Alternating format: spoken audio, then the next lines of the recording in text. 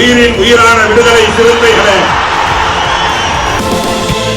சாதி ஒழிப்பை சமூக விடுதலை என தமிழகத்தில் களமாடி வரும் விடுதலை சிறுத்தைகள் கட்சியினர் தமிழர்களின் உரிமைகளுக்காகவும் ஒடுக்கப்பட்டோரின் விடுதலைக்காகவும் போராடி வருகின்றனர். இன்றைய களத்தில் சிறுத்தைகள் நிகழ்ச்சியில் கட்சி தலைவரும் எழுத்து தமிழரின் நிகழ்ச்சிகள் மட்டுமின்றி எழுத்து தமிழரின் ஆணைக்கு இணங்க களத்தில் சிறுத்தைகள் பங்கேற்ற நிகழ்ச்சிகள் அனைத்தையும் இப்போது பார்க்கலாம். இலங்கை கடற்படை தாக்குதலில் தமிழ்நாட்டை சேர்ந்த மீனவர் மலைச்சாமி உயிரிழந்த நிலையில் இலங்கை கடற்படையினர் மீது கொலை வழக்கு பதிவு செய்து அவர்களை கைது செய்ய வேண்டும் என்று ஒன்றிய வெளியுறவுத்துறை அமைச்சர் ஜெயசங்கருக்கு விசிக தலைவரும் சிதம்பரம் நாடாளுமன்ற உறுப்பினருமான முனைவர் தொல் திருமாவளவன் கடிதம் எழுதியுள்ளார். இது தொடர்பாக அவர் எழுதியுள்ள கடிதத்தில், ராமேஸ்வரம் பகுதியில் புதன்கிழமை இரவு சுமார் 2000 மீனவர்கள் மீன்பிடிக்க சென்றுள்ளனர் என்றும் மீன்பிடித்துக் கொண்டிருந்த மீனவர்கள் மீது இலங்கை கடற்படை தாக்குதல் நடத்தியுள்ளது என்றும் இந்த தாக்குதலில் கார்த்திகேயன் என்பவரின் படகு சேதமடைந்ததால் 4 மீனவர்கள் கடலில் குதித்துள்ளனர் என்றும் அவர்களின் மலைச்சாமி, மூக்கையா, முத்து முனியாண்டி ஆகிய மூவரையும் இலங்கை கடற்படை கைது செய்துள்ளது.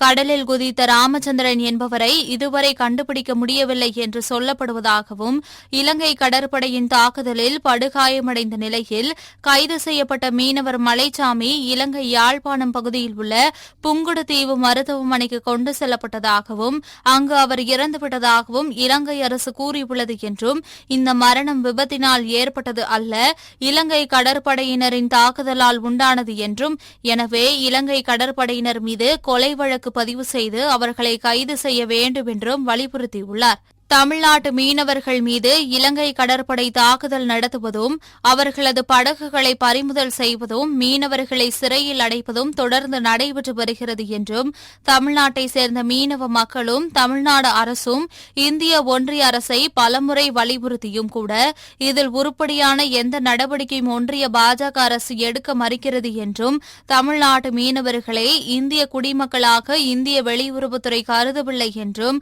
அவர்களை இரண்டாவது குடிமக்களாகவே கருதுகிறது என்பதே இதற்கு காரணம் என்றும் விடுதலை சிறுத்தைகள் கட்சியின் தலைவரும் சிதம்பரம் நாடாளுமன்ற உறுப்பினருமான முனைவர் தொல் திருமாவளவன் குறிப்பிட்டுள்ளார்.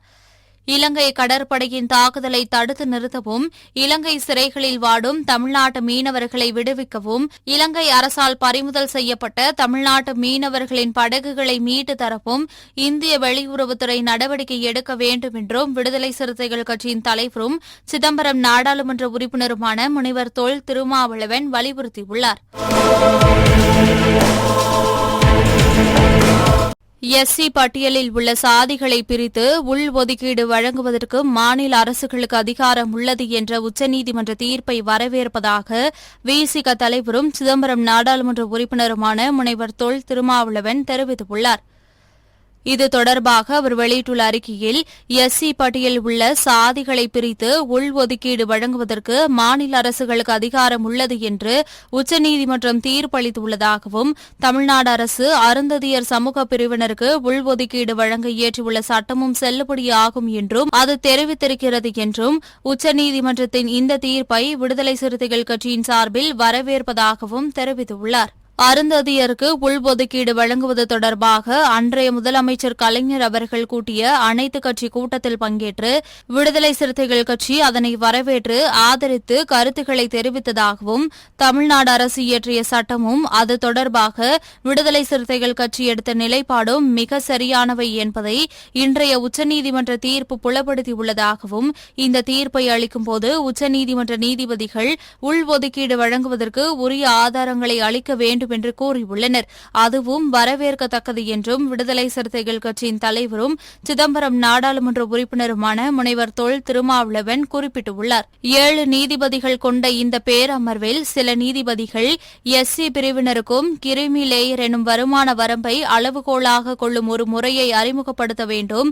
முதல் தலைமுறையில் இடஒதுக்கீடு பெற்று முன்னேறிவிட்டால் அவர்களுக்கு மீண்டும் இடஒதுக்கீட்டு சலுகை வழங்கக்கூடாது என்று கருத்து தெரிவித்திருப்பது அதிர்ச்சி அளிப்பதாக உள்ளதாகவும், எஸ்சி பிரிவினருக்கு அளிக்கப்பட்ட இடஒதுக்கீடு மாநில அரசுகளாலும் ஒன்றிய அரசாலும் எந்த துறையிலும் முழுமையாக நடைமுறைப்படுத்தப்பட்டது இல்லை என்றும், அவர்களுக்கு அளிக்கப்பட வேண்டிய பல்லாயிரக்கணக்கான பணியிடங்களை காலியாக வைத்திருந்து அவற்றை மற்றவர்களை கொண்டு நிரப்பும் தந்திரத்தை மாநில அரசுகளும் ஒன்றிய அரசும் நெடுங்காலமாக பின்பற்றி வருகின்றன என்றும், இதனால் லட்சக்கணக்கான பின்னடைவு காலி பணியிடங்கள் உள்ளதாகவும், இதற்காக பல வழக்குகள் தொடுக்கப்பட்டு நீதிமன்றங்களில் நிலுவையில் இருப்பதாகவும், இடஒதுக்கீடே நிறைவு செய்யப்படாத நிலையில் கிரீமி லேயர் முறையை புகுத்தி இடஒதுக்கீட்டுக்கு தகுதியானவர்களை நீக்க முயற்சிப்பது எந்த விதத்திலும் நீதியாகாது என்றும் அவர் தெரிவித்துள்ளார்.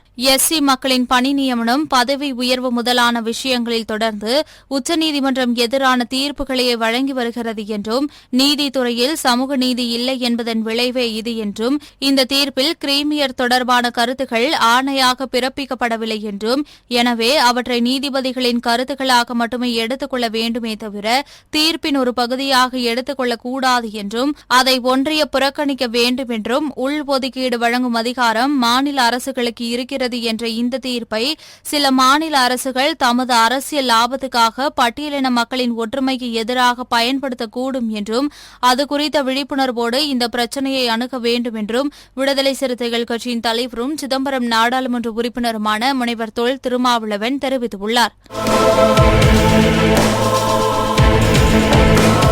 விழுப்புரம் தென்கிழக்கு மாவட்டம் வானூர் சட்டமன்ற தொகுதிக்குட்பட்ட கிளியனூர் ஒன்றிய விடுதலை சிறுத்தை கட்சியின் செயற்குழு கூட்டம் கிளியனூரில் நடைபெற்றது.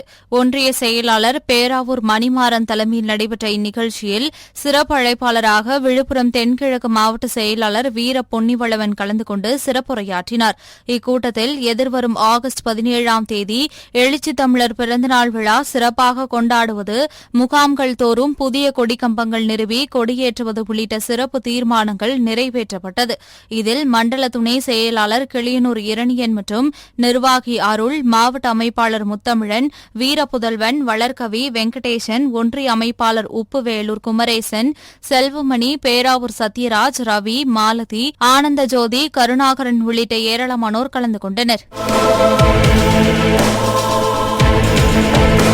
வேலூர் அடுத்த இடையன்சாத்து பகுதியில் தனியார் பள்ளி, அரசு அங்கன்வாடி மையம் அருகாமையில் தனியார் செல்போன் டவர் அமைக்கும் பணி நடைபெற்று வருகிறது.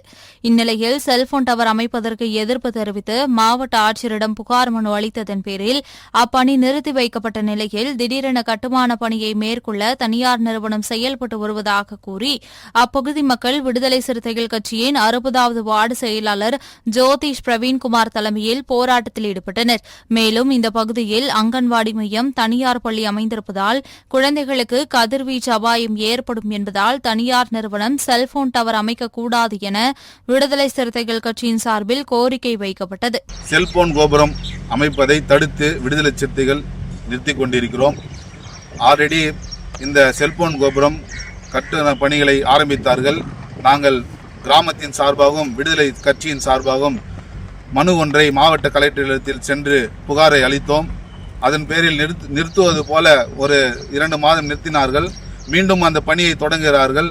எனவே கிராமத்தின் சார்பாகவும் இங்கு விடுதலை சிறுத்தை கட்சி கிளைகள் இருப்பதால் அனைத்து விடுதலை சிறுத்தைகளும் சேர்ந்து மீண்டும் இந்த செல்போன் கோபுரத்தை தடுத்து நாங்கள் நிறுத்தி கொண்டிருக்கிறோம்.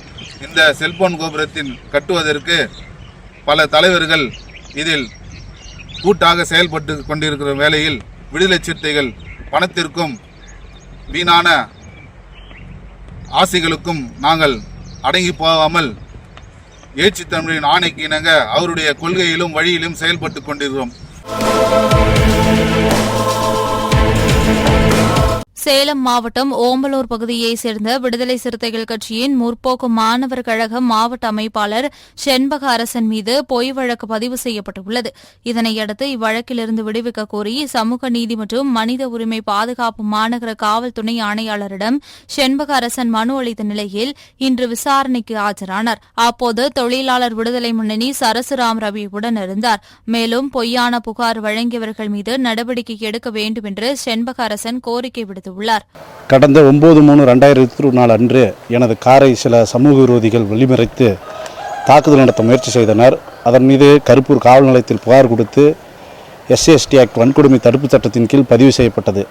ஆனால் அன்றைய அசிஸ்டன்ட் கமிஷனர் நிலவழகன் அவர்களும் அன்றைக்கு பொறுப்பு காவல் ஆய்வாளர் கந்தவேல் அவர்களும் என்னை மிரட்டி அந்த வழக்கை திரும்பப் பெற கேட்டுக்கொண்டார்கள். நான் மறுக்கவே எதிர்மனுதாரர்களிடம் ஒரு பொய்யான கம்ப்ளைண்டை வாங்கி என் மீது உமன் ஹராஸ்மெண்ட் வித் 307 வழக்கு பதியப்பட்டிருக்கிறது. இந்த வழக்கில் இருந்து உரிய விசாரணை செய்து என்னை அவ்வழக்கிலிருந்து விடுவிக்க கோரி கடந்த 2 நாட்களுக்கு முன்பு சமூக நீதி மற்றும் மனித உரிமைகள் காவல் துணை ஆணையாளரிடம் புகார் மனு அளித்திருந்தோம். அம்மனு குறித்து அவர் எங்களை விசாரணைக்கு தற்போது அழைத்திருக்கிறார். விசாரணைக்காக காத்திருக்கிறோம். என் மனு மீது உரிய விசாரணை நடத்தி எமக்கு நீதி வழங்குமாறு கேட்டுக்கொள்கிறோம். தவறும் பட்சத்தில் அனைத்து நிலை பொறுப்பாளர்களையும் ஆலோசித்து கூடி முடிவெடுப்போம் என்பதை இதன் மூலம் தெரிவித்துக் கொள்கிறோம். நம்மளுடைய விடுதலை சிறுத்தை கட்சியுடைய சேலம் மாவட்ட மாணவரணி அமைப்புடைய மாவட்ட அமைப்பாளர் செம்பகரசு இவர் மீது பொய்யாக ஒரு புகார் மனு அளித்து இவர் மீது வழக்கு பதிவு செய்து காவல்துறை இவரை தேடி வருகிறது. இவர் மீது அந்த பொய் வழக்கை பேஸ் பண்ணி இவர் மேலே அரெஸ்ட் செய்யக்கூடிய அளவுக்கு போய்கொண்டிருக்கிறார்கள். இதை வன்மையாக கண்டித்து விடுதலை சிறுத்தை கட்சியின் சார்பாகவும் தொழிலாளர் விடுதலை முன்னணியின் சார்பாகவும் கமிஷன் அலுவலகம் மனித உரிமை ஆணையத்துக்கு நம்ம புகார் மனு அளித்திருக்கிறோம். அதாவது ஒரு நிர்வாகி மீது ஒரு பட்டியலின தோழர்கள் மீது பொய்யான வழக்கு பதிவுப்பட்டால் அந்த வழக்கை யார் கொடுத்தார்களோ அந்த புகார் மனு மீது மீண்டும் வன்கொடுமை தடுப்பு சட்டம் பதியப்படலாம் என்ற அடிப்படையில் சமூக நீதி மனித உரிமை அமைப்புடைய அசிஸ்டன்ட் கமிஷனர் அவரிடம் புகார் மனு அளித்திருந்தோம். அதற்காக இன்று அந்த புகார் மனு மீது விசாரணை நடத்த அளித்திருக்கிறார்கள். இன்றைய களத்தல் சிறுத்தைகள் நிகழ்ச்சியில் விடுதலை சிறுத்தைகள் கட்சியினர் நிகழ்ச்சிகள் அனைத்தையும் பார்த்தோம். நாளையும் இதேபோன்று சிறுத்தைகளின் பாய்ச்சலை களத்தில் காண்போம். வணக்கம்.